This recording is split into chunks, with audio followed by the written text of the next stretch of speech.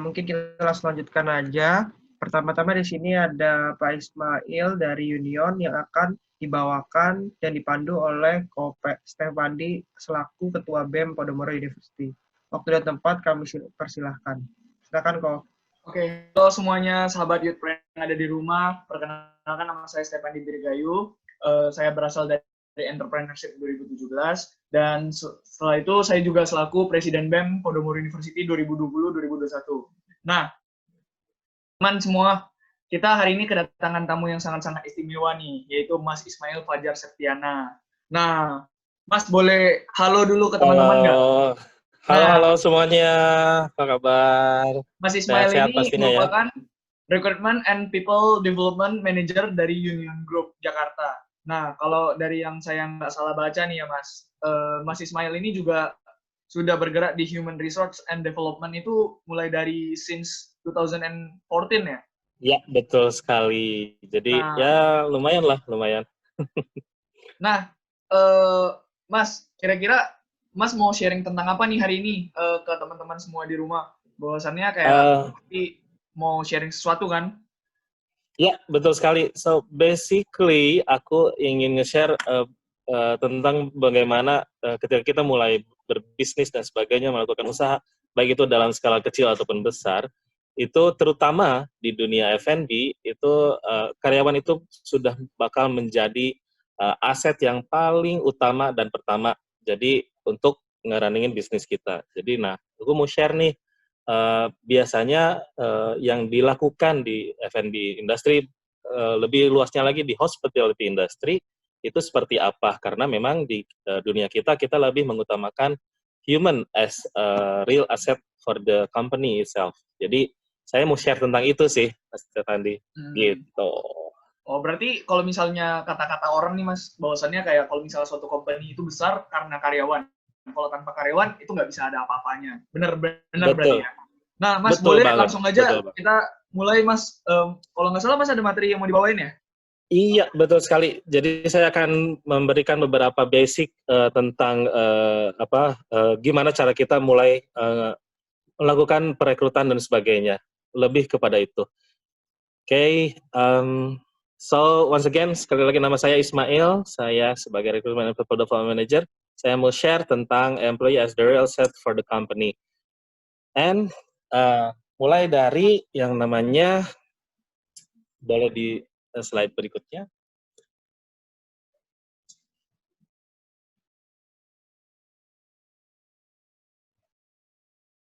Di slide berikutnya boleh minta. Vian boleh next slide. Berapa orang? Yang ini bukan ya? Iya, di yang berikutnya. Slide kedua. Udah keganti slide-nya. Ini di tempat gue udah keganti, bentar ya. Diklik dulu mungkin enable editing.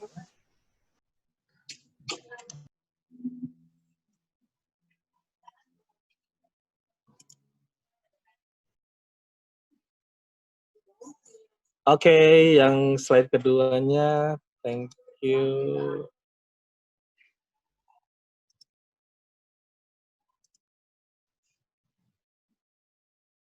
Nah, Mas Ismail, mungkin ada kendala teknis nih. Gak apa-apa. Tapi ya memang kalau misalnya di situasi seperti ini ya memang kadang-kadang inilah kendalanya. Iya, betul. Tapi memang aku sih mau coba mulai dari apa yang manajemen sumber daya manusia lakukan ya. Karena memang that is the most important thing juga sih. Kalau kita tahu soal basicnya sendiri, maka yang akan kita lakukan adalah kita harus tahu dulu goals kita itu apa, tahu tujuan kita untuk berbisnis itu seperti apa. Ketika kita sudah ngeset segala sesuatunya, mulai dari planning sampai kepada implementing itu, kita harus juga mempersiapkan segala sesuatunya nih, mulai dari culture dan sebagainya. Nah, nanti kita bisa menentukan orang yang seperti apa yang kita inginkan, tim yang seperti apa yang kita inginkan, dan juga mulai dari kualifikasi sampai kepada apa saja yang pernah mereka lalui sejauh itu. Nah, jadi aku ingin mengutip nih dari Stroop dan Edner. Ini dia di bisnis, di buku Introduction to Business yang second edition itu, people tuh memang are the most important aset di perusahaan gitu, karena melibatkan ada skills-nya dan sebagainya. Nah, oke. Jadi mereka tuh pasti akan supply the talent, skills, knowledge, dan juga experience untuk meraih dari organization object atau tujuan dari si perusahaan itu sendiri gitu. Nah, gimana kalau yang ngomongin skala kecil, tinggal jalanin aja? Enggak seperti itu. Jadi tetap harus kita berusaha untuk tahu apa yang orang yang fit untuk ngerunningin bisnis kita, karena kita selaku orang yang misalnya as an owner, kita harus tahu juga gitu, kita harus berusaha untuk mempercayakan terhadap bisnis kita terhadap si karyawan itu sendiri. Nah, kita harus pilih orang-orang yang tepat. Gimana caranya? How to manage itself? Mungkin di slide berikutnya. Oke, kita mulai dari perencanaan. Nah, perencanaan yang seperti apa sih sebenarnya? Nah, perencanaannya adalah kita harus melakukan job analysis. Setelah kita buat suatu struktur organisasi di perusahaan kita, maka yang harus kita lakukan adalah melakukan perencanaan, yaitu dengan job analysis. Lalu yang kedua adalah pengorganisasian. Jadi organizing job-job yang sudah kita inginkan, mulai dari qualification sampai ke job desk, sampai juga ke apa saja yang diperlukan di perusahaan itu. Nanti kita lihat nih seberapa besar efisiensinya setelah nanti pada saat kita mulai di controlling. Tapi yang paling utama setelah itu adalah directing. We need to give them tugas-tugas dan sebagainya. Kita arahkan, kita tetap controlling juga. Nah, lalu berikutnya ke controlling nih. Si pengendaliannya itu sendiri itu adalah si controllingnya sendiri adalah kita melakukan yang namanya beberapa konsep untuk like SOPs and do's and don'ts and everything. Jadi itu yang nanti dilakukan. Nah, boleh ke slide berikutnya. Ya, nah ini sebenarnya basic sekali ya. Ini benar-benar hal yang fundamental ketika kita ingin melakukan memilih orang-orang yang tepat untuk menjalankan perusahaan kita. Wah, apa nih gitu kan? Ini ada ada gambar seperti ini. Mungkin bisa kita lanjutkan ke next berikutnya. Jadi kita harus yang pertama, karena kita sudah tahu ukuran perusahaan kita sendiri itu seperti apa, baik itu dalam ukuran skala dan sebagainya, berapa besar juga uang yang kita punya dalam untuk investasi ke perusahaan tersebut, maka ini akan berpengaruh juga pada saat kita melakukan perekrutan terhadap sumber daya manusia yang kita inginkan. Di F&B sendiri atau di hospitality industry sendiri itu ada 4 kategori. Jadi kalau misalnya kita punya uang yang besar dan ya cukuplah gitu, bisa dibilang, maka kita memberikan kayak qualification itu mungkin ada di poin yang pertama, yang segitiga sama yang bulat itu, yaitu kita cari orang yang punya good attitude dan juga good skills, baik itu soft skills ataupun hard skills-nya.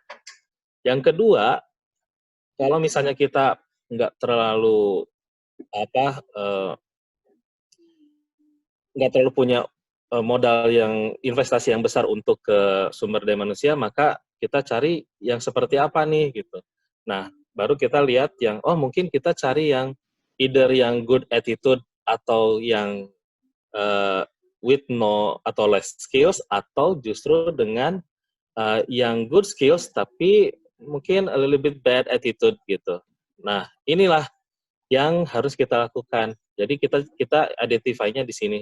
Misalnya, kalau misalnya kita nge-hire orang yang punya skills-nya bagus, tapi attitude-nya bad, maka akan ada konsekuensinya.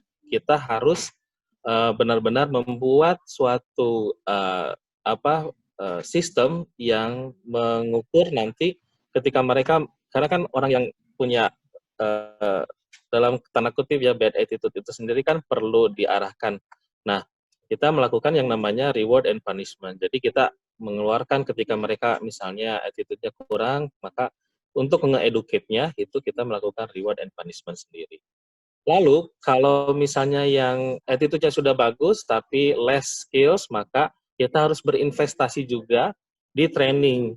Baik itu investasi kita ngomonginnya luas ya, baik itu secara waktu, uang dan sebagainya gitu. Nah, ini yang diperlukan. Maka mungkin kalau di perusahaan yang sebesar Union itu kita punya yang namanya people development department-nya juga sendiri.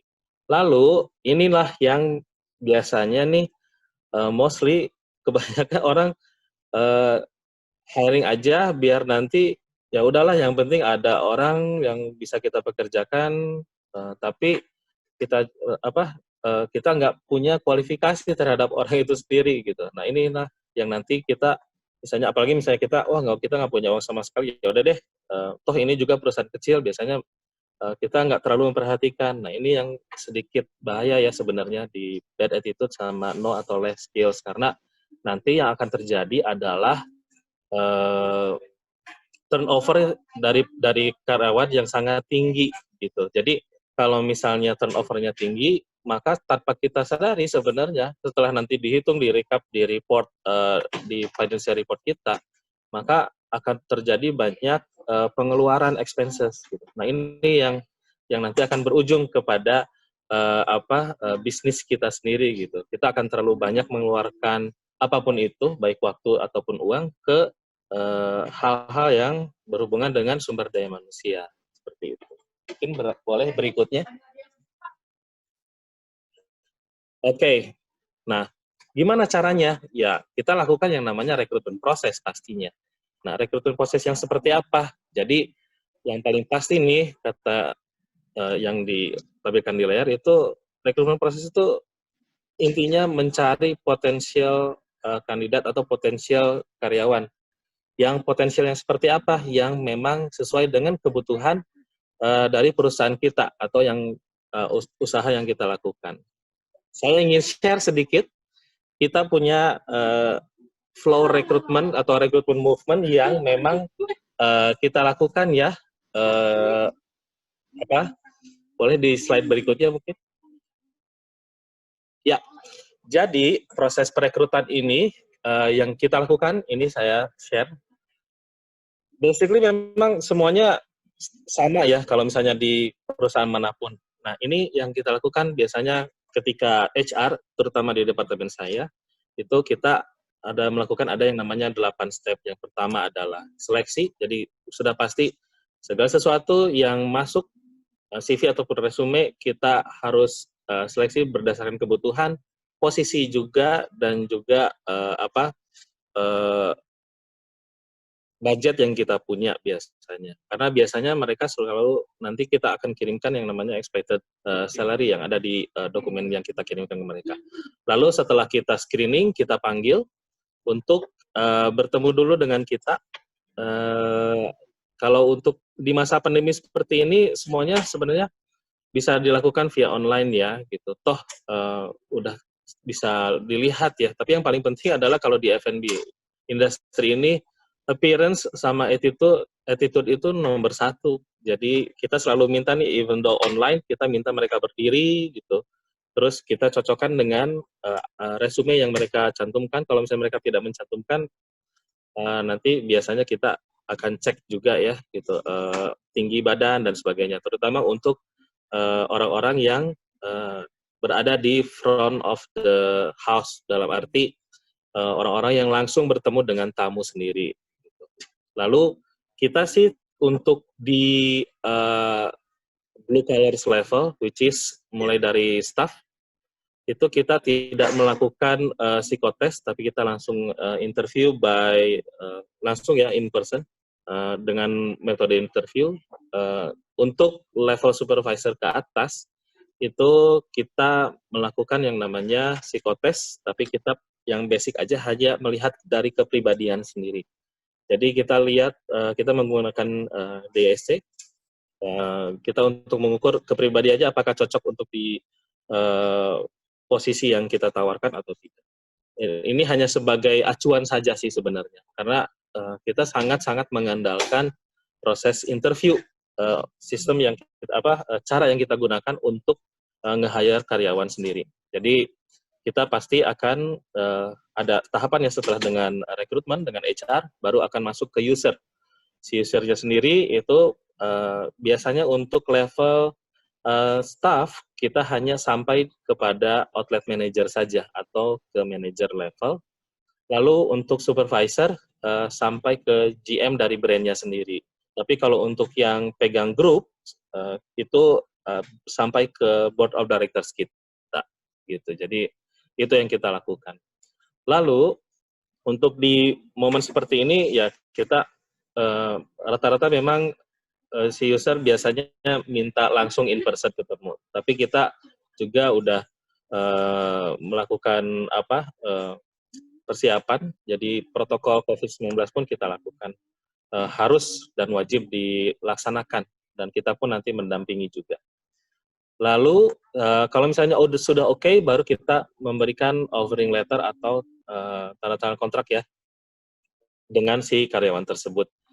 Sekarang kita sudah mulai menggunakan online, jadi tidak perlu untuk ketemu pun bisa di masa pandemi seperti ini. Tapi mungkin ke depannya cara ini akan lebih banyak dilakukan karena mengingat dari efisiensi paper dan juga ya we try to save the world lah ya, act locally, think globally-nya kita lakukan. Jadi saya berusaha untuk merubah itu jadi paperless, benar-benar jadi target kita di tahun ini. Jadi sedikit banyak ini situasi ini mendukung sekali gitu. Jadi approval-nya sangat gampang. Lalu yang berikutnya adalah medical check up. Jadi kita sudah akan mulai mengimplementasikan ini, terutama orang yang ini akan melakukan yang namanya rapid test sendiri, dan kita pun akan meminta mereka untuk memberikan hasil dari rapid testnya one day before they start to work maximum. Nah setelah itu, ini karena saya juga inline ya, saya juga pegang di people development, kita melakukan yang namanya induction. Jadi sebelum mereka mulai bekerja, kita memberikan dulu pengetahuan lebih detail mengenai perusahaan itu seperti apa sih, unit seperti apa, ada apa saja, ada siapa saja, dan juga di posisi yang mereka ini kan, mereka sebenarnya punya harus melakukan apa saja. Jadi kita istilahnya nge-brief mereka dulu sendiri.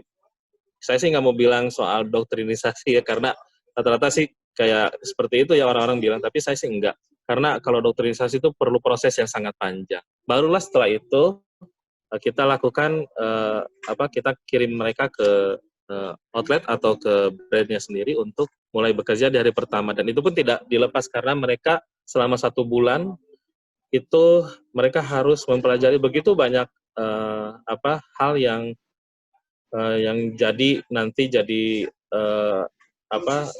dasar nanti ketika mereka mulai bekerja. Tapi yang paling penting adalah biarkan mereka beradaptasi terlebih dahulu.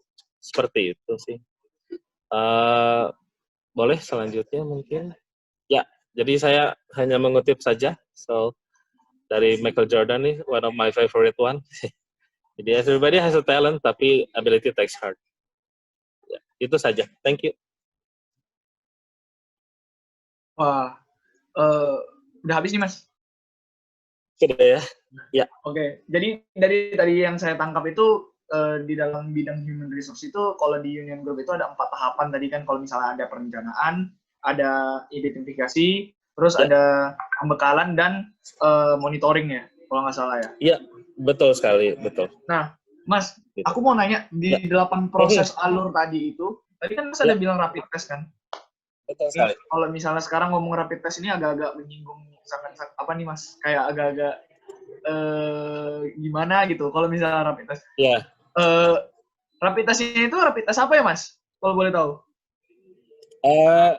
Intinya yang pasti sih kita menganjurkan mereka untuk melakukan rapid test, tapi kalaupun misalnya bisa sampai ke swab test sih nggak jadi masalah. Karena seperti di dokumen tadi saya yang perlihatkan adalah ada surat keterangan sehat juga plus surat keterangan sehat dari klinik ataupun rumah sakit yang mereka datangi ya. Kita tidak pernah mereferkan misalnya, oh ya nanti kamu langsung ke rumah sakit A, rumah sakit B, enggak. Jadi kita membebaskan mereka karena kan di masa seperti ini orang yang mencari kerja itu kan ya dalam arti mungkin uangnya masih terbatas gitu, masih belum begitu banyak. Jadi mereka kan ya tujuan kerja kan dia untuk cari uang ya. Jadi kita tidak menekankan mereka harus yang bagus gitu atau yang kayak gimana. Enggak. Tapi pada saat nanti mereka bertemu dengan kita untuk di hari pertama sih kita pasti akan double check lagi karena kita punya protokol COVID-19 sendiri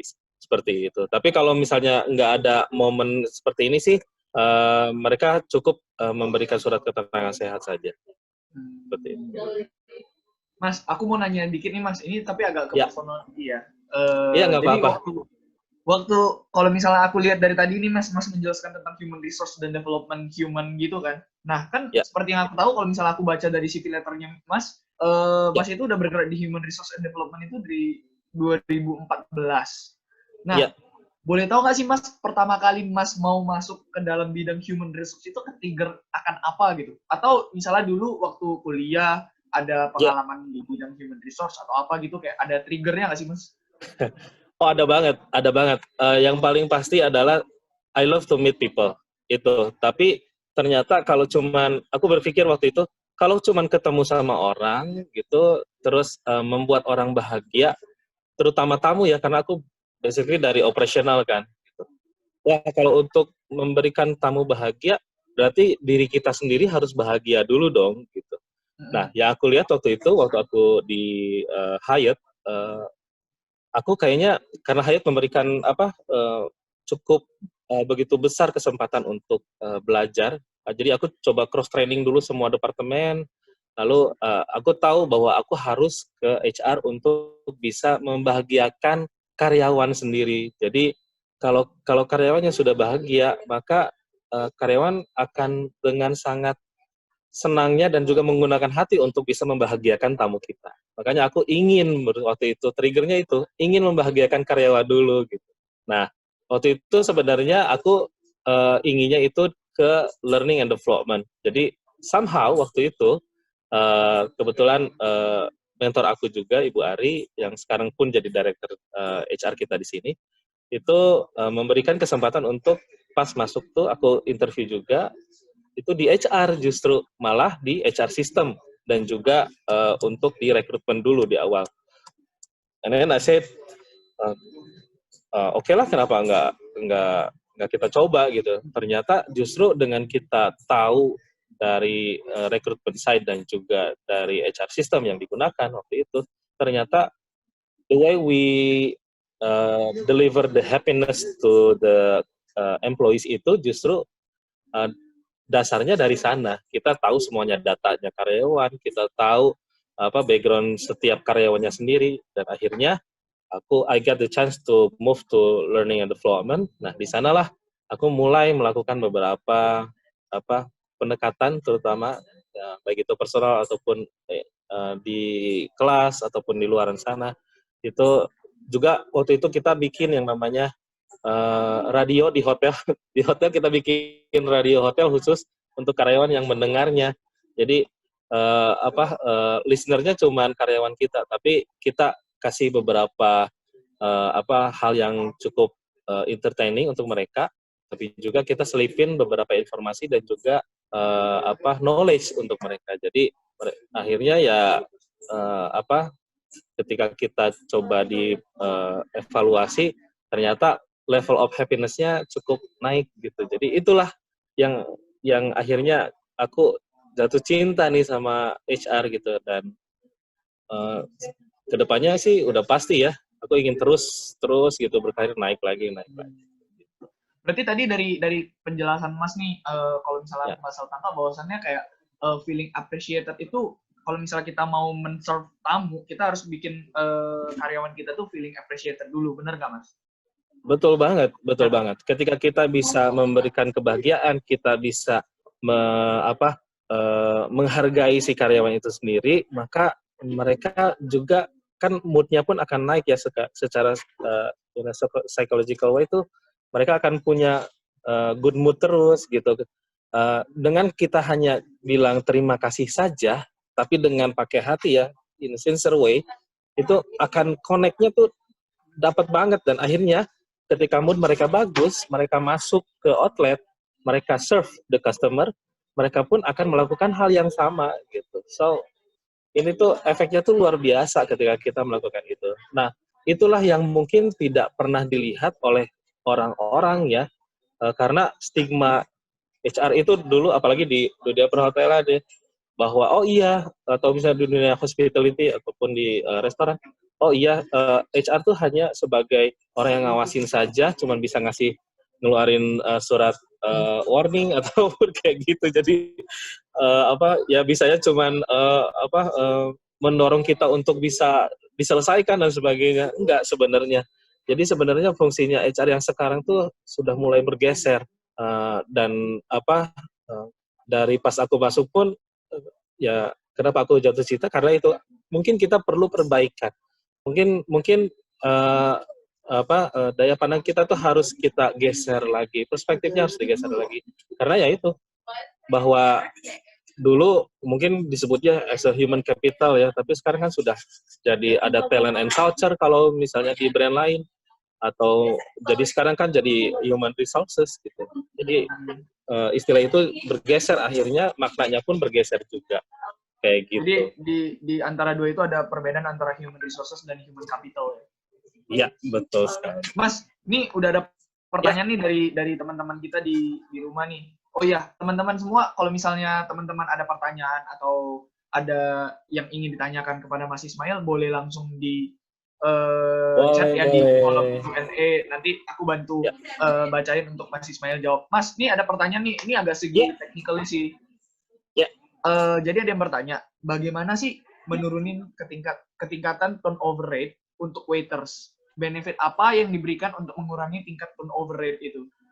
Ya, kalau untuk ngurangin turnover sih, yang paling pasti adalah kita kan mesti tahu juga ya, apalagi kalau misalnya zaman sekarang ya, anak-anaknya udah luar biasa gitu kan, sangat-sangat demanding.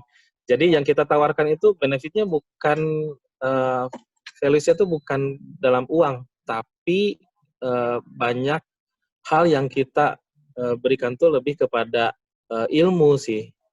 Nah, ini pun yang sudah dilakukan di kita. Jadi kita offering-nya lebih banyak, kita kasih banyak training kepada si waiter ataupun sebenarnya semuanya sih, tapi lebih kepada kalau misalnya ngomongin waiter, kita kasih nih beberapa training, bahkan let's say contoh saja kita selalu bawa setiap tahun untuk posisi bartender dan juga barista.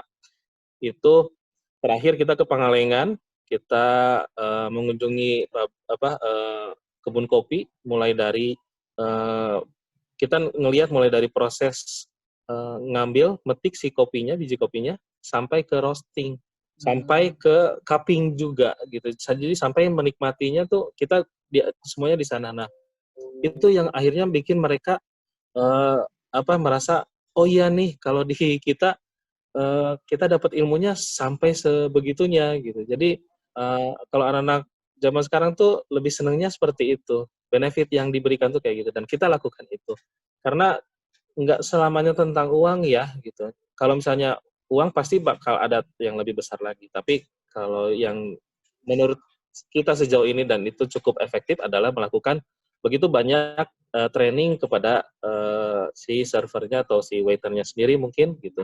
Atau misalnya trainingnya ya kita coba ambil dari berbagai sumber gitu, baik itu dari luar ataupun di internal. Dan juga kita pun selalu ada punya kompetisi. Jadi baik itu internal competition sampai ke competition yang ada di luar sana. Kita sudah masuk kalau untuk because we already made it as a best bar 50 besar ya se-Asia. Jadi memang bartender kita selalu ikutan kompetisi ke luar negeri sampai ke level dunia juga kita sudah sering, dan juga kita sudah sering juga alhamdulillahnya mendapatkan medali emas terus, ya dapatlah juara terus lah gitu. Dan itu pun kita lakukan kepada departemen lain, baik itu kitchen ataupun waiter juga terutama gitu. Nah, Mas Ismail, ada pertanyaan selanjutnya nih dari teman Boleh. kita, Lumpiato namanya, mahasiswa Halo. entrepreneurship 2018. Nah, dia bilang, izin bertanya, Pak, bagaimana cara Bapak tahu aspek yang perlu dikembangkan oleh employee Bapak? Nah, mungkin ada teknik tersembunyinya nih, kalau misalnya di human resource nih. Boleh di-share nggak, Mas Ismail? Iya, yang pasti sih tadi ya seperti saya bilang bahwa qualification, job analysis itu collecting all of the data itu tuh hal yang paling penting sekali sebelum kita memutuskan ke sana. Nah, dari sana kita bisa dapat yang namanya patokan. Ingin mencari profil yang seperti apa untuk posisi yang kita tawarkan atau posisi yang kita butuhkan di perusahaan kita. Baru setelah kita dapatkan, misalnya akhirnya dari sekian banyak kandidat kita ada mungkin yang 80% mendekati, akhirnya berarti kita harus tahu konsekuensinya bahwa how to develop this person menjadi 100% gitu. Nah, yaitu yang paling pasti adalah kita harus melakukan yang namanya beberapa pendekatan, baik itu personal ataupun informal way gitu. Kalau formal ya udah pasti training, tapi kita pun ada additional bahwa kita itu menyediakan yang namanya coaching dan juga counseling. Jadi kita tidak pernah melepas mereka. Tapi juga alangkah lebih baiknya juga diiringi dengan penilaian dari performance-nya mereka ya gitu. Jadi kita juga punya yang namanya KPI. Jadi kita juga laksanakan di sini setiap tahun. Di samping itu juga ada di luar KPI juga, itu kita juga memberikan yang namanya 3 months, 6 months, sama 12 months review. Jadi semuanya saling bertanggung jawab ya gitu. Dan juga sudah pasti nih supaya kita bisa punya tim yang hebat, itu kita harus melakukan yang namanya pendekatan di luar dari area kita kerja ya gitu. Jadi kita biasanya kalau misalnya perusahaan yang menyediakan biasanya suka ada gathering atau dan sebagainya. Tapi kalau di luar itu pun we as a leader itu untuk bisa approach mereka ya nggak apa-apa lah. Maksudnya tuh beliin mereka mie ayam gitu di luar, ngobrol bareng dan sebagainya gitu ya. Yang paling pasti adalah kita harus membuat suatu komunikasi yang bagus gitu sama karyawan kita gitu. Nah, Mas Ismail, ada pertanyaan selanjutnya nih. Ini kurang lebih sama sih sebenarnya sama pertanyaan sebelumnya, cuman ya mungkin mereka punya yang mau ditanyakan itu, yang mereka inginkan jawabannya itu agak sedikit berbeda mungkin ya. Nah, jadi ini dari Azira Prawinugraha. Bagaimana perusahaan Anda, pemateri, bisa mengetahui dan menskalakan atau menilai psikis calon pekerja? Jika menilainya melalui online, mereka bisa menggunakan Google untuk mencari jawaban persoalannya, sehingga hasil jawaban itu udah tidak original lagi. Iya. Sebenarnya itu cara yang paling efektif untuk melakukan hiring terhadap si kandidat itu adalah dengan interview. Jadi kita bisa langsung face to face karena ada hal-hal yang bisa kita gali lebih dalam. Meskipun mereka menggunakan beberapa fasilitas seperti Google dan sebagainya, ketika kita menanyakan ke mereka lebih dalam lagi, kita bisa menilai itu dari gestur mereka ya, apakah mereka memang menguasai, tahu atau hanya tahu saja atau paham gitu. Jadi ketika kita berusaha untuk menggali lebih dalam, kan kalau sesi interview enak ya, kita bisa, oh kamu tahu ini nggak? Oh iya saya tahu ini. Oke, tahunya oke. Kalau ini berarti harus seperti apa dan sebagainya. Nah itu kan banyak hal lah ya penilaian, baik itu dari gestur dan juga nggak bisa secepat itu juga gitu kan untuk bisa memberikan jawaban ketika dalam proses interview nih, meskipun misalnya tangan kita nggak kelihatan gitu di bawah kayak lagi ngetik terus sebagainya, tapi kan kita bisa lihat bahwa mata mereka tuh nggak paying attention ke kita gitu, seperti itu. Jadi dari sekian banyak metode sebenarnya at the end proses interview itu sangat berguna sekali ya untuk melakukan seleksi Dan lumayan terhadap menentukan ya. sekolah. Betul sekali, betul. Itulah kenapa selalu proses interview itu ditempatkan di akhir. Gitu. Ya memang sesi wawancara kebanyakan kalau di dalam rekrutan pasti paling akhir ya, sebelum penentuan dia ngomongin masalah gaji atau apa segala macam. Teknik wawancara juga ada level-levelnya kan Mas? Yang pertama betul sekali. tentang kepribadian dia, ngomongin tentang posisi dia. Betul. Terus bagaimana cara mereka memecahkan suatu masalah misalnya, atau gimana juga mereka memandang segala sesuatu isu yang misalnya kita lemparkan, sejauh apa mereka melihatnya, itu banyak lah. Itu is a different story lagi gitu, harus lebih detail lagi kita jelasinnya. Maybe next time. Mas, ada teman kita lagi nih yang bertanya. Jadi ini sebenarnya agak sedikit dramatis sih sebenarnya. Oke, jadi dia mau bertanya bahwasannya bagaimana sih menangani karyawan kita yang sudah bekerja dia itu semena-mena pada akhirnya dan tidak patuh lagi sesuai dengan aturan perusahaan. Nah, jadi dia tuh melanggar aturan perusahaan atau kayak gimana, atau dia udah semena-mena. Terus kemudian di sisi lainnya juga apabila karyawan tersebut sudah bekerja lama sekali di perusahaan kita nih, kan pasti ada dari segi moralnya, kayak dia ini udah loyal banget nih sama kita kan, dan memiliki skill yang sangat baik. Tapi dia tuh melanggar aturan perusahaan dan semena-mena yang dapat mendukung kinerja perusahaan kita. Nah, apa sih yang harus kita bagaimana cara menanggapinya? Wah, kebetulan I get that challenge ya. Waktu pas karena kan Hyatt itu kan tempat waktu itu bekerja umurnya tuh sudah 26 tahun lamanya tuh perusahaan berdiri. Lalu otomatis karyawannya pun saking loyalnya, mereka banyak banget nih udah senior, udah tahu gitu ketika kita misalnya lempar jarum aja di outletnya, mereka udah tahu itu jarum di mana gitu kan. Tapi waktu itu yang kita lakukan pendekatannya lebih kepada pendekatan personal sih.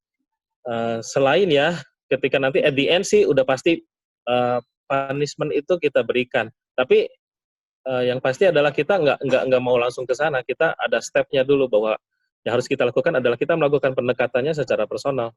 Misal, jadi biasanya kalau yang udah berumur atau udah lama bekerja di sana, biasanya concern mereka itu, apalagi misalnya if they having their family ya, itu kita melakukan pendekatannya terhadap apa sih gitu yang terjadi di luaran sana. Kehidupan pribadinya tuh personal life-nya tuh seperti apa sih gitu, apakah ada isu atau apa ada yang bisa kita bantu dan sebagainya. Nah, selama menjalani itu memang nggak langsung bisa terjadi perubahan, tapi ya kita cobalah gitu sampai mereka akhirnya misalnya berubah dan sebagainya, baru kita ya seneng lah ya bisa merubah semua itu. Tapi kalau ketika mereka tidak ada yang berubah, maka punishment itu ya kita berikan secara bertahap gitu, karena mau nggak mau ya bahwa bisnis ya harus tetap berjalan dengan baik. Jadi ketika ada orang yang tidak bisa bekerja sama, ya mungkin dia sudah tidak lagi di hatinya sudah tidak lagi di sana gitu, meskipun badannya dibawa terus ke tempat kerjaan, tapi kalau nyawanya enggak ya percuma gitu ya. Tapi kita harus melakukan usaha dulu sampai akhirnya kepada misalnya masih tetap seperti itu, ya udah kita berikan punishment itu sendiri, dan itu pun ada tahapannya ya, mulai dari surat peringatan pertama, kedua, ketiga sampai ke yang terakhir ya gitu, seperti itu. Jadi yang paling pasti adalah si kontrak kerjanya juga harus detail, harus jelas. Jadi jangan sampai nih meskipun misalnya skala usaha kalian kecil, tapi kalian ya udah hire udah gitu, tapi nggak ada kontrak kerjanya, nggak ada apanya gitu. Jangan sampai gitu. Tetap harus kita memberikan kontrak kerja meskipun kontennya hanya dalam satu lembar saja gitu, nggak jadi masalah. Terus kalau misalnya kita cuma nggak bisa UMP dan sebagainya, ya kita jelaskan aja dari awal gitu. Kayak gitu. Daripada kita menjanjikan yang macam-macam tapi ternyata kita tidak bisa memenuhi ekspektasi mereka, ya akhirnya itu akan terjadi hal-hal yang tidak kita inginkan ke depannya. Kayak gitu sih. Mungkin bisa menjawab. Mas Ismail, tadi kan kita juga ada ngomong Ya. tentang yang kita bilang bahwasannya yang dari human resource sudah berubah menjadi human capital, ya kan? Nah, ini ada pertanyaan nih. Mungkin dia mau jadi the next human resource and development juga nih kayak Mas Wow, Ismail. boleh, Nah, boleh. jadi dia punya pertanyaan bahwasannya sebenarnya inti dari perbedaan human capital dan human resource itu apa sih? Transformasinya itu apa? Bisa menjadi dari human resource bisa menjadi human capital. Ya, kalau ngomongin itu sih, singkatnya sih, perubahannya adalah cara untuk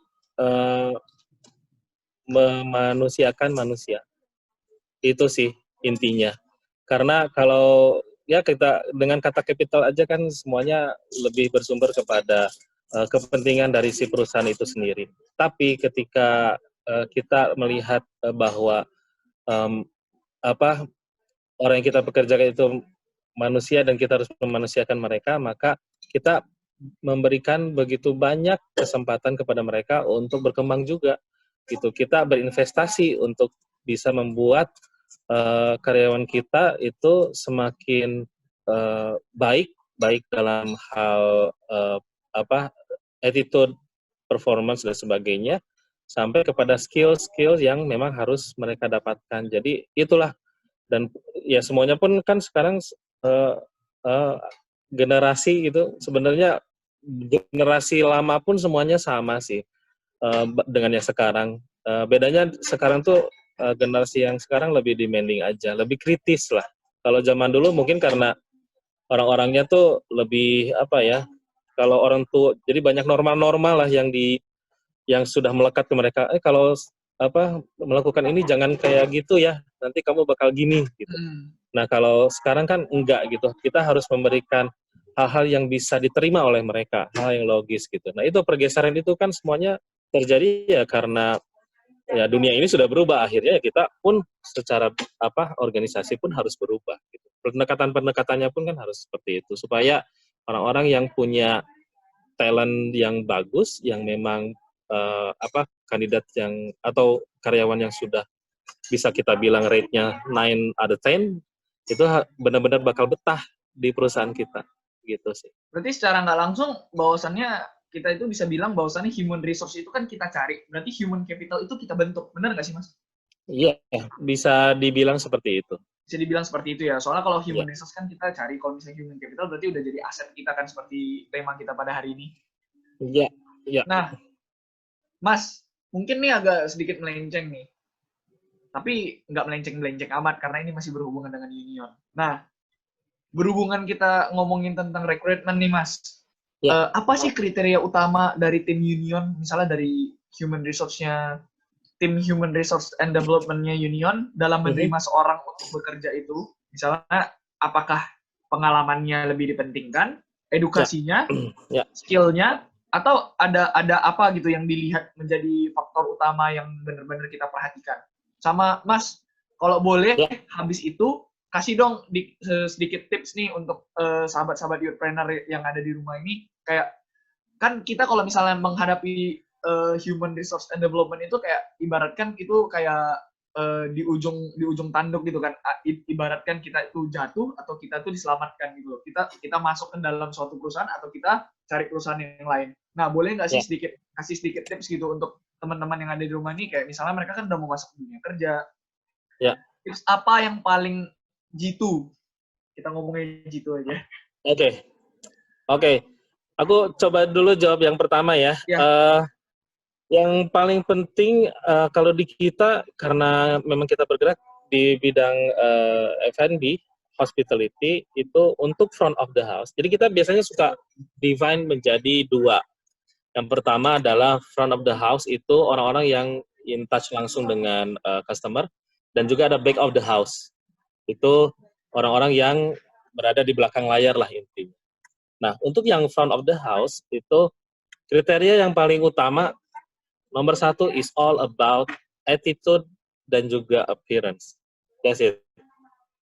Karena kalau untuk di union sendiri, karena kita kebanyakan anak muda juga, jadi kita pilih tuh kolom yang good attitude, tapi kalaupun misalnya yang less skill, kita tetap terima. Tapi kriteria less skill-nya pun, misalnya at least dia tahu basic how to serve, misalnya kita mau nge-hire server atau waiter ya, at least dia tahu how to serve in fine dining konsep, maka kita ambil ketika memang dia attitude-nya bagus. Nah, seperti itu. Karena apa? Karena kita punya sistem training yang cukup padat dan juga banyak, jadi mereka akan kita bentuk sendiri. Itu yang paling penting untuk di front of the house. Akan menjadi poin plus ketika mereka itu punya education, misalnya let's say diploma 3 perhotelan, itu akan menjadi poin plus gitu. Tapi kalau misalnya mereka untuk di posisi yang beginner ya, untuk SMK perhotelan pun dirasakan cukup. Nah, gimana kalau ngomongin back of the house? Ini beda sekali karena kriterianya banyak sekali ya, tapi tetap attitude is always number one. Yang kedua adalah terutama untuk di posisi sales and marketing, let's say, dan juga finance misalnya. Education itu number 2, sudah pasti. Jadi kita udah pasti carinya yang bachelor degree, dan kalaupun misalnya harus yang benar-benar background-nya sama, dalam arti misalnya kalau mau apply as a PR, ya harusnya dari lulusan PR dong, gitu. Kalau misalnya mau apply as a marketing atau sales mungkin, gitu, ya harus dari lulusan seperti itu. Nah, pengalaman juga kita konsiderasikan. Makin baik pengalamannya, apalagi di bidang yang sama, itu akan jadi poin plus juga untuk si pelamar, baik itu di front of the house maupun di back of the house, gitu. Tapi itu ya, kalau untuk yang pertama. Tipsnya mungkin dari saya, yang paling pasti nih ketika saya ada tips mungkin untuk yang mau cari kerjaan dulu ya. Yang paling pasti adalah nomor 1, ketika Anda sebagai orang yang mau mencari pekerjaan, Anda harus tahu diri dulu kapabilitas Anda itu sejauh apa. Dan yang kedua adalah Anda harus tahu perusahaan yang Anda lamar itu tipikal perusahaan seperti apa. Karena jangan sampai Anda membuang waktu Anda sendiri. Jadi Anda harus tahu nih, oh oke, gue kelebihannya di sini, ternyata perusahaan yang gue lamar itu kayaknya cocok karena dia punya kulturnya yang seperti yang gue yang kelebihan yang gue punya gitu. Misalnya gue cocok nih kayaknya gitu di perusahaan seperti itu. Terus dilihat juga mungkin dari education juga sama nih dan sejalan sebagainya. Jadi persiapan itu yang harus dilakukan tuh benar-benar matang ya. Jangan kita hanya ya udah deh sebar CV. Ya aku kemarin udah sebar CV Pak 120 ke 120 perusahaan, nggak ada yang manggil-manggil gitu. Ya mungkin karena Anda hanya menyebar CV saja gitu. Tidak melihat juga, oh iya ini perusahaannya yang penting brandnya bagus gitu kan, misalnya saya apply ke Nestle dan sebagainya misalnya, tapi ternyata ya Anda udah tahu bahwa sebenarnya Anda akan gagal karena kualifikasinya mungkin tidak sesuai. Makanya itulah yang harus dilihat ya, persiapan dan juga melihat segala sesuatu yang diinformasikan oleh si perusahaan itu sendiri. Jadi seperti itu. Nah, tips untuk pada saat nanti misalnya udah dapat untuk proses interview dan sebagainya, yang harus Anda lakukan adalah just be yourself. That's it. Karena ketika kita melakukan hal yang tidak biasa kita lakukan, maka yang terjadi adalah tubuh ini akan menolak dengan sendirinya gitu, memperlihatkan penolakan itu. Jadi udah pasti bakal tahu juga bakal gitu, kelihatan betul. juga. Bakal kelihatan juga. Jadi janganlah, just be yourself gitu. Nah, yang paling terakhir nih, confidence. Tapi jangan over ya. Confidence pada saat interview. Confidence itu paling ini. Terutama kalau misalnya ngomongin soal Anda melamar di hospitality industry ya, in general, hotel, airlines, dan sebagainya, restoran juga. Anda harus rapih banget sih. Anda harus nunjukin profesionalitas itu dimulai dari ujung rambut sampai ujung kaki gitu. Nggak perlu yang bermerek, nggak perlu tiba-tiba harus dulu ke LV gitu belanja buat pakai jas yang bagus, nggak perlu. Tapi yang fit dengan Anda, buat Anda confidence mungkin. Bahkan Kayak sampai gitu sih. ujung kuku kadang-kadang ya, Mas. Iya, betul. Dicek loh, kuku dicek loh sama saya. Loh, kok kukunya panjang gitu kan. Kayak gitu. Jadi karena kan F&B industry ya, hygiene juga nomor satu. Jadi memang harus wangi loh pada saat interview. Jangan abis naik motor gitu kan, panas-panasan, akhirnya kemejanya lepek gitu, terus udah gitu nggak cuci muka lagi, udah tidak akan dilihat. Gitu. Nah, Mas, aku Ya. ini giliran aku bertanya nih. Aku ada penasaran sesuatu sih dari tadi sebenarnya. Nah, kalau misalnya Boleh. dari metode rekrutmen itu kan union itu sangat-sangat teliti ya, sangat-sangat telaten. Nah, aku pengen tahu sih sebenarnya budaya perusahaannya Union Group ini kayak gimana sih? Apa yang membuat karyawan-karyawan di Union Group ini berbeda sama karyawan perusahaan lainnya? Ya, oke. Jadi Selain dari ini ya, Mas, selain dari perusahaan anak muda ya. Kalau anak muda mah yang tua pun bisa dimudahkan jiwanya. iya.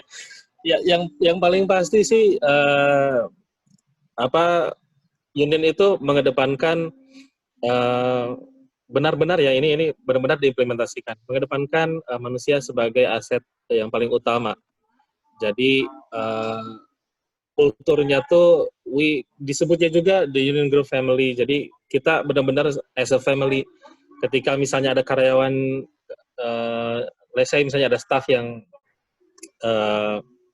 kurang perform misalnya, itu kita rangkul dulu. Jadi kita berikan mereka segala sesuatu yang mereka butuhkan supaya mereka tetap berada di level yang kita inginkan.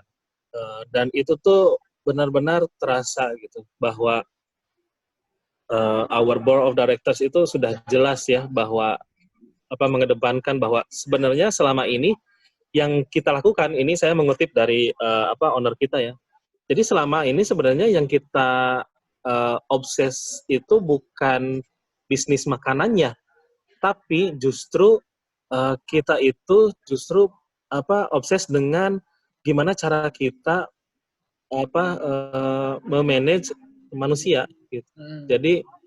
Jadi itu yang akhirnya mereka sadari dan akhirnya yaitu kulturnya tuh dengan sendirinya terbentuk dengan beragam macam background dan juga bisa dibilang sifat ya gitu baik itu karena kalau misalnya ketika kalian datang misalnya ke Coke&Screw ataupun Union itu akan sangat terasa sekali perbedaannya. Tapi ketika kalau misalnya kalian makin sering datang, maka kalian akan melihat bahwa ada garis merahnya, ada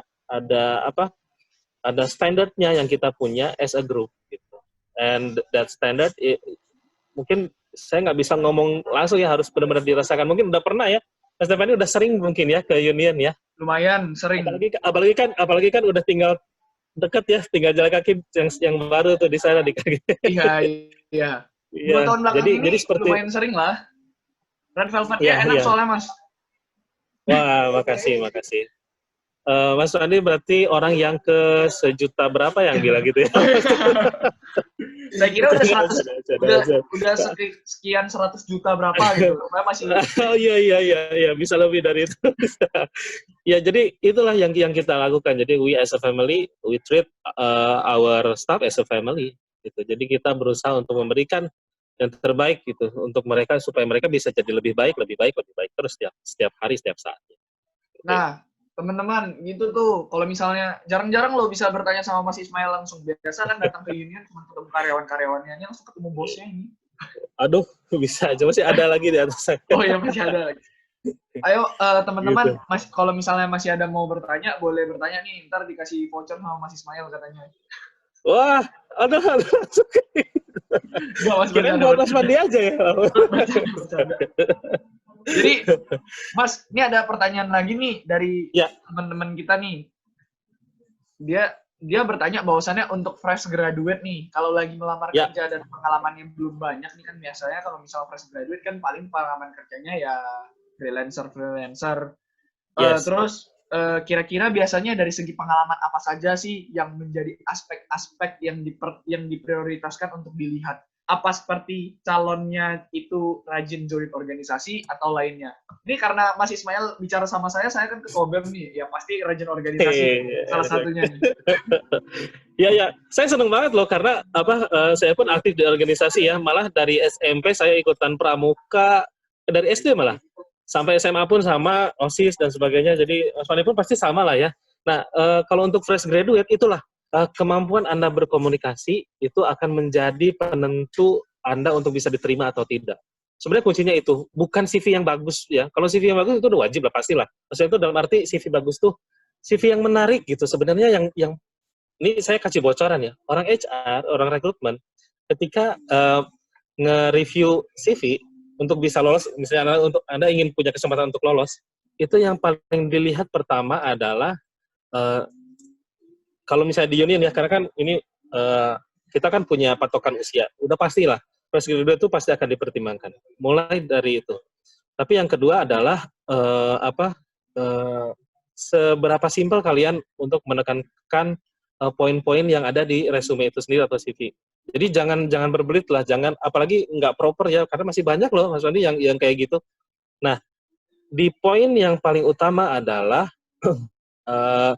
yang paling pasti Anda tulisnya education-nya di sana, lalu juga kalau misalnya memang ada organisasi itu yang pernah diikuti, apapun itu, baik itu misalnya keagamaan ataupun yang lainnya, yang umum, itu wajib loh dicantumkan. Karena kita pasti akan punya penilaian bahwa orang ini punya confidence yang cukup, lalu yang paling pasti adalah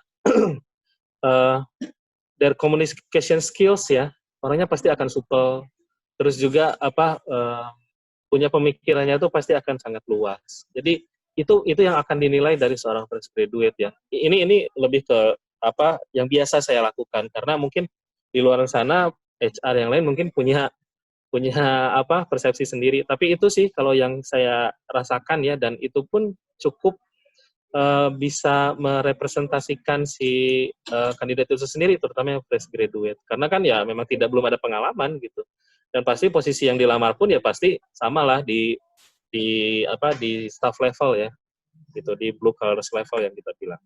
Kayak gitu. Jadi berorganisasi ataupun apapun yang biasa kalian lakukan, misalnya kalian suka ikutan CSR di mana gitu, itu harus dicantumkan karena ada beberapa aspek nanti yang kita nilai, aspek-aspek itu aspek-aspek yang bagus ya. Jadi tolong cantumkan itu. Gitu. Selain dicantumkan juga harus dijalankan. Jadi sebelum dia mencantumkan, ya itu kan, ya betul. CCV itu kan seharusnya kan memang bagian dari apa yang sudah mereka lakukan dong, gitu kan. Nggak mungkin enggak gitu. Apalagi kalau misalnya Mas Fani ini ngelamar gitu kan, wah anak ketua BEM-nya lagi kan, wah udah langsung ini mah. Wah kayaknya saya calon lamar BEM nih. Wah ini sepertinya calon pengusaha sukses ini sebentar lagi. Amin. Kalau dibilang itu mah harus amin. Amin. Iya dong, amin. Nah, Mas Ismail. Ya. Waduh, ini pertanyaannya agak-agak mendalam banget nih. Dia tanya bagaimana sih membuat KPI yang sesuai? Wah ini mungkin kita ganti judul lah ya. Singkatnya. Membuat KPI yang sesuai itu sudah pasti harus ini skala mulainya dari kita lihat tujuan di tahun itu si perusahaan itu apa. Misalnya ingin menaikkan revenue dari 100 miliar jadi 200 miliar misalnya. Maka untuk beberapa posisi di bawahnya sampai turunan tuh sampai ke level staff itu semuanya harus sama, inline semuanya. Gitu. Misalnya kalau waiter berarti untuk support itu biasanya dia misalnya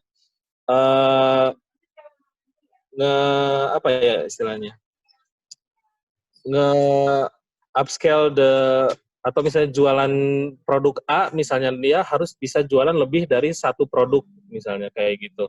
Misalnya yang biasa dia bisa jual, orang sales misalnya bisa jual dalam satu bulan 1.000 table, dia harus bisa jadi jualan 2.000 table.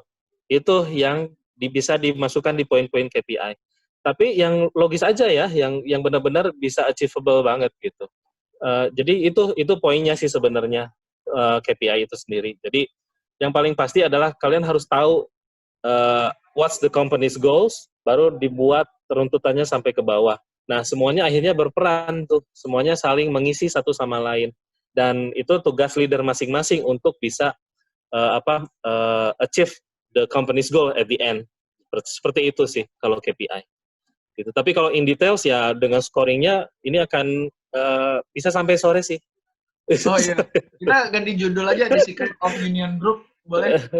Apa The Secret of KPI Union Group? Jangan dong. Nanti saya ini dong nggak sesuai sama kontrak saya nanti. Oh iya, masa sharing-sharing. Nanti muncul ini Mas, muncul pesaing Union yang baru-baru ntar. Oh udah banyak kan, udah banyak. Udah banyak ya. Sudah banyak. Mas, ada yang bertanya lagi nih, penguasaan Ya. bahasa Inggris itu jadi pertimbangan prioritas gak sih saat melamar kerja? Ya bukan Oh, hanya iya bahasa dong. Inggris, misalnya many language do you expert gitu loh. Banyak Oh iya, itu jadi pertimbangan gak sih? ya betul. Terutama di Union ya, karena kita kan restoran yang sangat-sangat punya segmentasi sendiri gitu. Segmentasi marketnya kan udah jelas ya, bahwa kita tuh udah pasti di mid sampai ke up ya. Nah, terutama kayak udah gitu kan kita di mall-mall besar udah pasti sih bahasa Inggris itu sudah menjadi kewajiban ya. Gitu. Basic conversations itu masih kita bisa terima. Karena bagaimanapun kita sudah berinvestasi juga di perusahaan ini, sudah berinvestasi cukup besar untuk di training. Jadi kita juga punya English class dan sebagainya. Jadi tapi akan sangat memudahkan ketika Anda melamar ke kita, Anda punya bekal bahasa asing ya, gitu. Apalagi kalau misalnya bisa Mandarin, terus udah gitu, udah pasti kita akan tempatinya di CP, di Kelapa Gading, gitu, di PIK, itu udah pasti banget. Gitu. Mas, Ya. kalau misalnya Union ini kan lebih ke food and beverage dan hospitality ya kalau misalkan karena surfing, jadi kita bicara tentang hospitality kan. Nah, kalau misalnya ada mahasiswa yang bukan kuliah perhotelan nih Mas, bukan bergerak di bidang hospitality, ya misalnya mahasiswa entre atau enggak teknik atau apapun lah itu. Iya. Mereka itu pengen mencoba magang nih di Union Group nih kan. Bisa di bagian apa sih Mas? Nah ini yang kebanyakan orang-orang yang non hotel background education-nya itu taunya cuman oh iya kalau lu mau melamar ke hotel atau ke restoran harusnya yang background itu. Enggak. Karena kita kan disupport oleh banyak departemen dan fungsi. Salah satunya yang tadi dibilang ada IT, ada juga misalnya engineering. Nah, kita kebetulan di Union itu starting Januari kemarin kita sudah mulai membuka internship atau magang untuk engineering dan juga IT gitu. Jadi boleh banget karena memang di kita juga kan kita punya nih salah satu departemen itu tapi masih di bawah event ya. Itu kita punya sound engineer. Jadi misalnya nih kan sekarang ini lagi banyak ya orang-orang yang sudah beralih tuh kan ke multimedia terutama lebih fokus ke sound engineer. Kita punya juga posisi itu, misalnya kalau mau langsung melamar atau kalau mau magang pun, sepertinya kita akan bisa membuka kesempatan itu nanti di kemudian hari ya. Jadi bisa banget. Bahkan magang di finance pun sudah dilakukan, sudah 2 batch ini sudah dilakukan. Jadi sudah pasti nih kita akan membuka kesempatan untuk kalian semua yang non hotelier background untuk bisa magang di kita gitu. Bisa di finance pun bisa loh. Di finance, di sales juga bisa, di PR juga bisa. Berarti anak accounting juga bisa misalnya atau misalnya bisa banget. Dari segala jurusan bisa lah berarti ya, bisa. Karena kan departemen ya betul. Karena kan departemen kita yang tadi aku bilang ada front of the house, ada back of the house-nya. Jadi yang back of the house tuh kayak finance, purchasing, engineering, IT itu bisa banget. Bisa bang. Okay. Legal Mas, mungkin bisa juga. Ya. Aku mau nanya nih, sedikit nih, dengan situasi pandemi sekarang ini kan kemarin kalau misalnya PSBB kan semua restoran kayak nggak boleh buka, ada beberapa restoran, misalnya kayak ada ketentuan-ketentuan khusus lah, yang Ya. secara nggak langsung itu mengganggu tentang cash flow-nya lah, kalau misalnya bisa dibilang mengganggu cash flow Ya. pasti ya. Nah, Ya.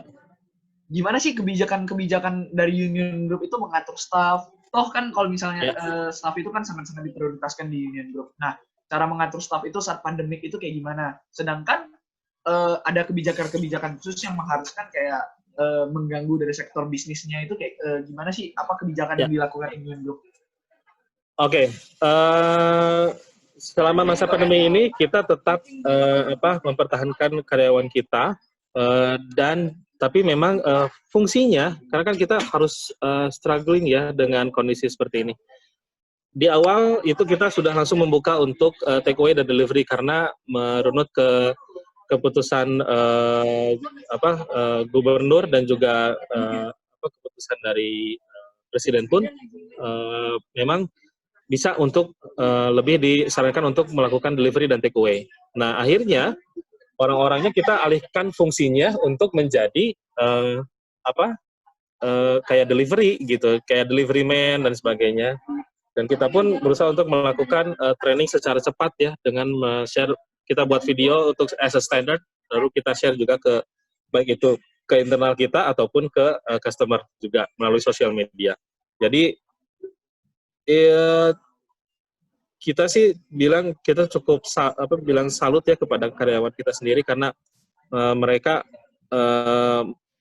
ingin sama-sama gitu untuk tetap mempertahankan pekerjaan mereka dan juga perusahaan tetap berjalan meskipun memang tidak sesuai dengan yang biasa kita dapatkan gitu in term of revenues. Tapi concern-nya pada saat masa pandemi kemarin 3 bulan terutama di masa PSBB kemarin yang kita lakukan adalah lebih kepada how we keep them the employees untuk tetap bersama dengan kita. Jadi main purpose-nya lebih ke sana, bukan lagi di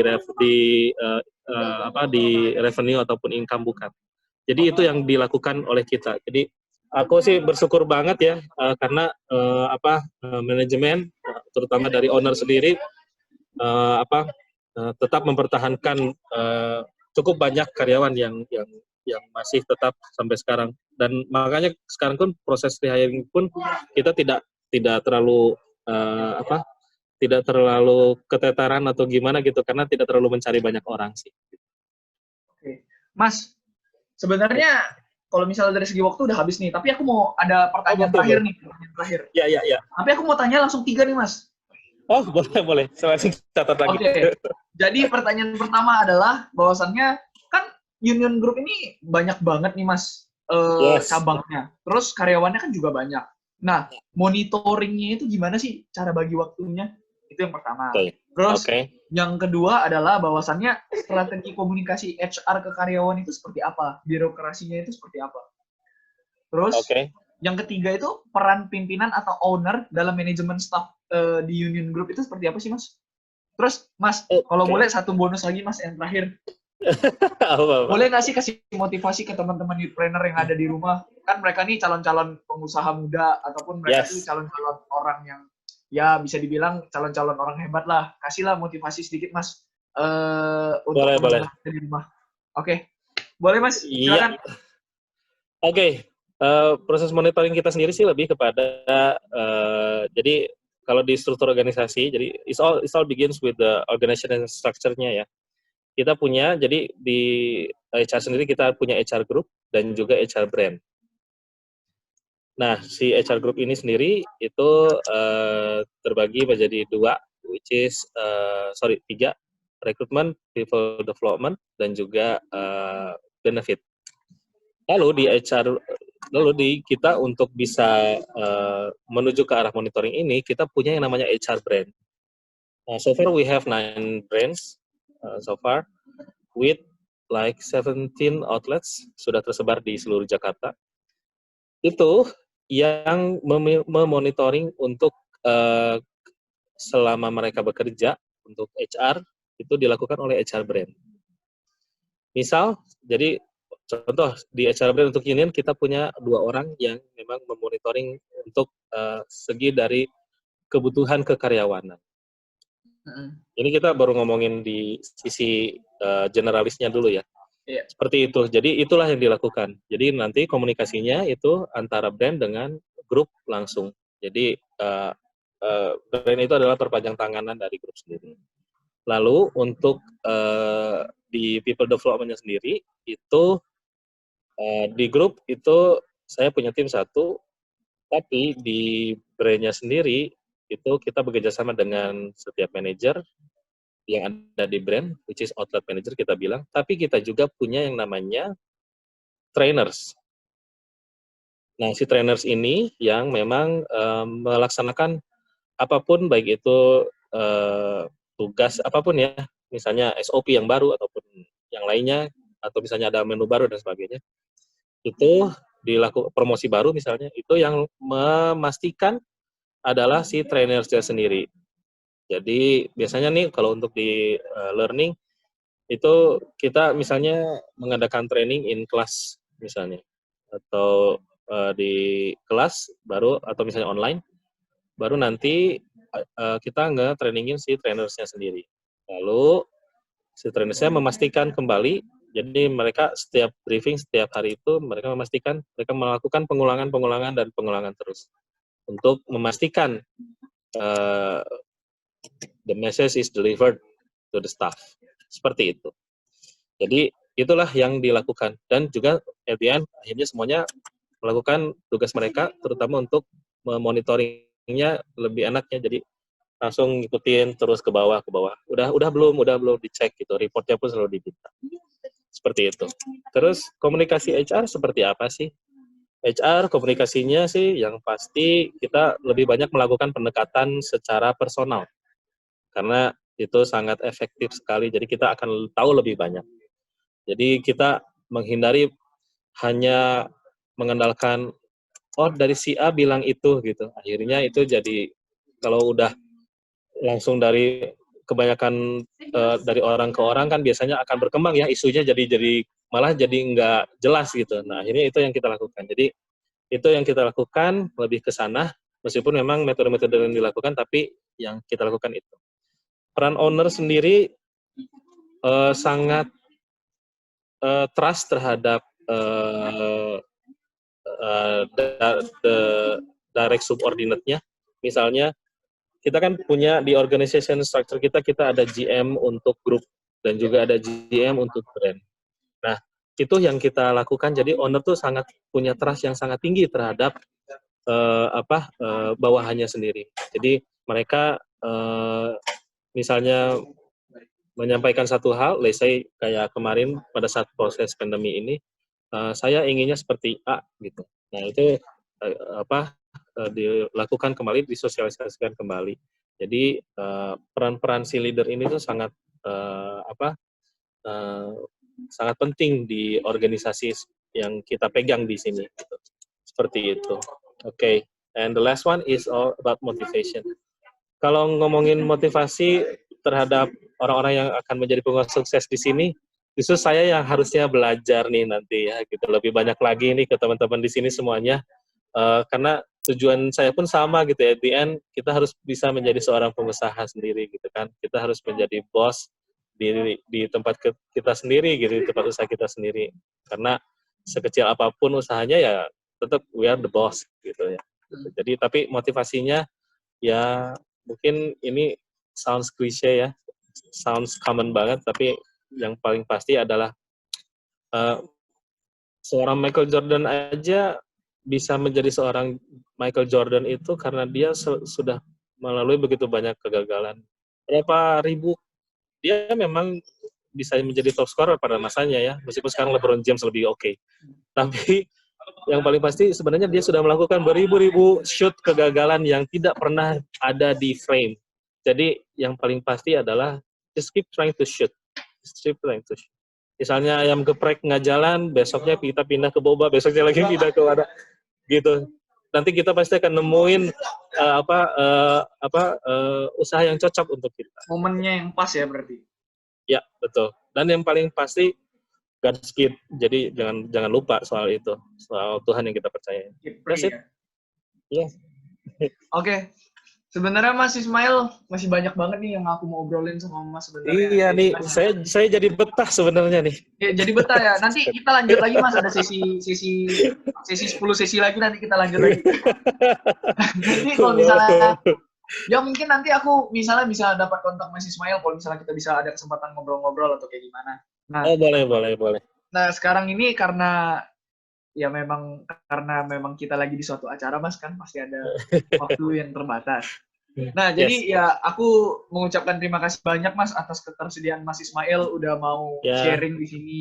Kalau misalnya orang bilang itu sharing is caring kan. Bahwasannya kita memberi, mengajarkan sesuatu untuk belajar juga. Nah, thank you banget nih Mas Ismail. Saya yang terima kasih. Aku pengen for having me always ya. Dulu nih Mas, ke Eka Putra. Silakan. Boleh Eka, dia mau ajak foto dulu katanya. Thank you Pandi dan Mas Ismail.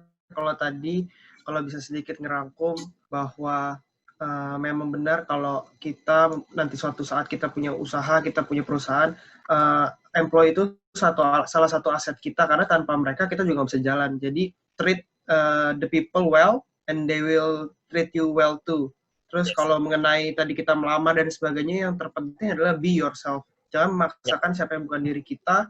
Just do your best, be the best version of yourself. Dan tadi yang terakhir motivasinya benar banget, kita jangan pernah nyerah, keep trying our best, karena kalau tadi Michael Jordan beribu-ribu, Thomas Alva Edison juga beribu-ribu kali pecah kaca lampunya dulu baru sampai berhasil dan menjadi dampak yang besar bagi dunia. Jadi just keep your best. Gitu aja. Mungkin teman-teman nanti saya bantu invite ke panelis semua, kita nyalain video, kita foto bareng dulu semuanya ya. Jadi mari kita invite-in semuanya dulu. Mungkin Madam Edvi bisa bantu ya, supaya mereka bisa masuk ke panelis.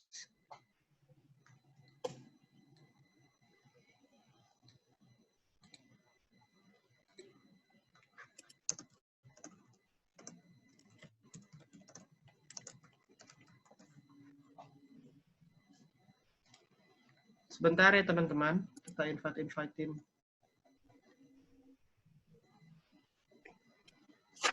Yang udah join, apakah bisa nyalain kameranya? Kebetulan nih Mas, kita di sini juga banyak teman-teman kita yang dari perhotelan yang kemarin udah sempat magang sampai ke Bali, sampai ada yang di Dubai. Mungkin mereka nanti bisa kesempatan untuk boleh join magang menjadi bagian tim dari Union juga mungkin ke depannya. Boleh banget. Oke, yuk sama-sama kita nyalain videonya.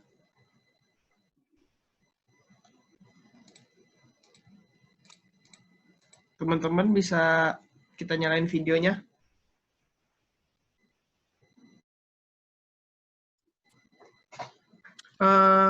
Stephanie ya yang bakal bantu kita foto. Ada Stephanie di sini? Ada. Oke. Nanti aku hitung ya. Oke, kita ikut arahannya. Sambil nunggu teman-teman lagi buka kamera semua ya.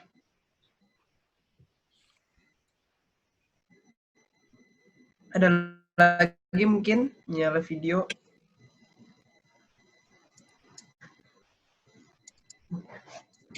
Mungkin Gaby, ada Nirianda, Rido, Tricia, Stefan, Kalza, Vincent, Dohyun, dan lain-lain.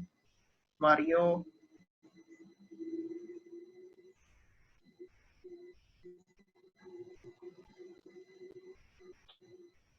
Oke. Silakan Stephanie. Oke. Nanti ada 2 slide, jadi 2 kali ya. Oke, siap-siap dulu. Kita ada gayanya nggak nih? Enggak sih. Kita gaya bebas aja. Bebas mengekspresikan diri. Oke. 1, 2, 3. Oke, yang kedua ya. 1, 2, 3. Oke, udah. Oke, thank you. Teman-teman nanti waktu live dari sini